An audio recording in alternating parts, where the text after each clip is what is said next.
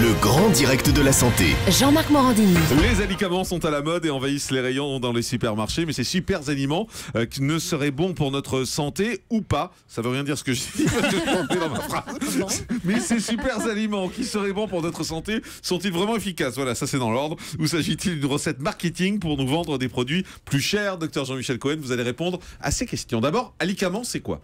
Alors l'alicament, c'est un mot qui a été inventé, qui est la contraction, comme je vous l'avais dit, de aliments et médicaments pour signaler qu'on pouvait soit ajouter une substance, soit substituer une substance à une autre, soit éventuellement créer un nouveau produit pour en faire un aliment qui aurait des bénéfices thérapeutiques, c'est-à-dire qui pourrait nous soigner de quelques maladies. Ça paraît compliqué dit comme ça, mais il y a des produits courants qui sont... On peut en citer quelques-uns. Tout le monde les connaît. Alors on peut dire le numéro 1, ça a été l'Actimel, parce que ça a fait un scandale à cause de la publicité qui avait été faite autour de lui. Mais ensuite, on pourrait rappeler les margarines ou les yaourts avec les stérols végétaux qui ont aussi fait un scandale par la suite. Activia Non, c'était le Danacol. Non, mais il y a Activia aussi, je veux dire. L'Activia, alors l'Activia aussi, qui est en fait un yaourt fermenté, donc ça voulait dire qu'on rajoutait un produit qui était bénéfique pour l'intestin, puis on peut rajouter aussi les produits enrichis en oméga 3 qui sont apparus après la vague de la connaissance des oméga 3 qu'avait lancé notre ami David Servan-Schreiber, mais en même temps se sont créées des huiles mélangées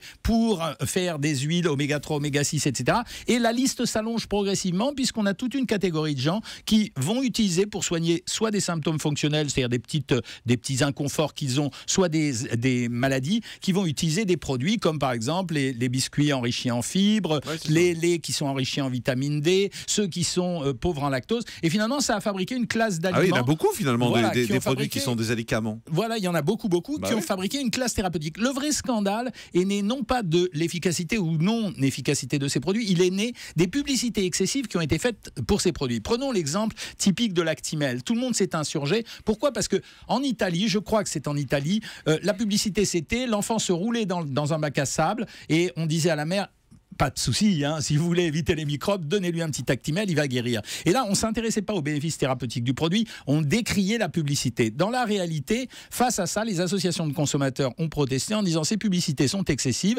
elles surfent sur les peurs des gens et elles font des propositions qui ne sont pas à la mesure de ce qu'est capable de fournir le produit. Et ça a été exact puisque la régulation a empêché ces produits d'utiliser des allégations trop fortes.